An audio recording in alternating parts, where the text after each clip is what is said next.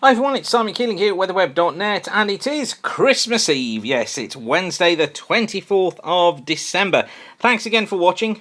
Hi, the big man is on his way already. My daughter's tracking him via the NORAD Santa tracker and following his progress around the globe. As he comes into Europe, particularly into the east of Europe, he's going to be feeling some pretty cold weather.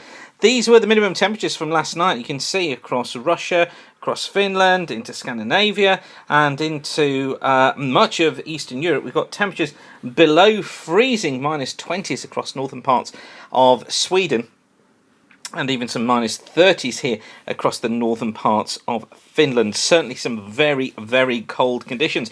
And you can see what could happen there. If we picked up easterly winds, it really wouldn't take a lot for these very cold air to get its way westwards into the British Isles. So Santa and the reindeer certainly are going to make sure they've got plenty of mince pies and lots of fortification inside them tonight to keep themselves warm. And I think we're going to need some fortification too in the next week, because temperatures are going to be taking a tumble. Look at this, the red temperature line here on the GFS Ensemble, dipping down, becoming cooler as we head through past Christmas into the New Year period. Some really cold temperatures now showing up on here. Models tending to hint at that easterly wind kicking in, dragging in that colder air.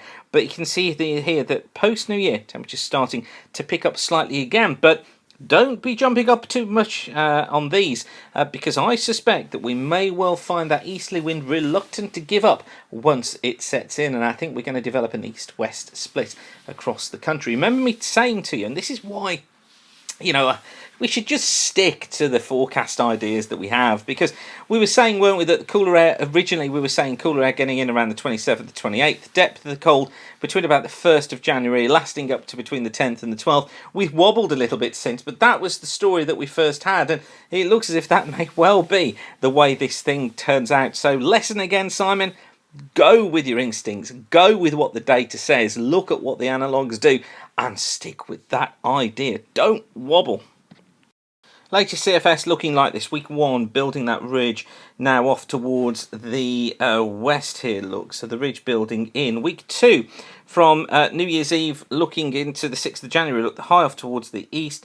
Drags in this easterly wind, these cold conditions getting in from Europe. A real taste of winter could be ahead. But the CFS not seeing that lasting too long, because by week 3 from the 7th till the 13th of January it collapses the ridge off towards the east here. So we're picking up this east-southeasterly flow still across eastern parts of the country, but developing this low out towards the west, bringing severe gales across Ireland, across Scotland, but also dragging in more unsettled, still cool conditions though, and an increased risk of snow, so the CFS says, during week 3. And week 4 again looking like being a cold one.